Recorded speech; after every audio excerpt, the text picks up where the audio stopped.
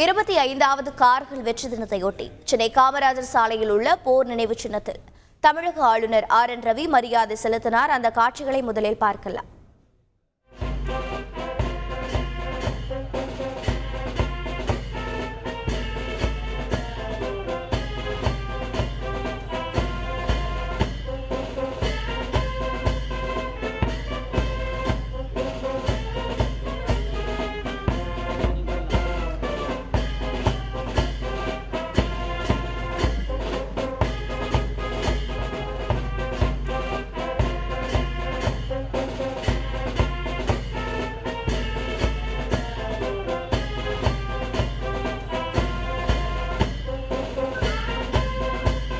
கூடுதல் தகவல்களை செய்தியாளர் ராமச்சந்திரன் வழங்கிட கேட்கலாம். ராமச்சந்திரன் வணக்கம். தமிழக ஆளுநர் RN ரவி மரியாதை செலுத்தி வரும் காட்சிகளை நாம் பார்க்கிறோம்.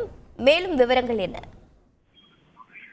வணக்கம். ஒவ்வொரு ஆண்டும் ஜூலை 26ஆம் தேதி கார்கில் விஜய் திவாஸ் கொண்டாடப்படுகிறது.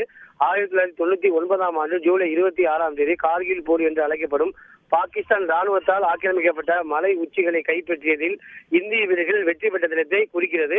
ஆபரேஷன் விஜயில் பங்கேற்ற ராணுவ வீரர்களின் பெருமையும் வீரத்தையும் மீட்டெடுக்கும் வகையில் கார்கில் தினம் கொண்டாடப்படுகிறது. இந்த ஆண்டு 25வது தினமாக நாடு முழுவதும் கொண்டாடப்பட்டு வருகிறது.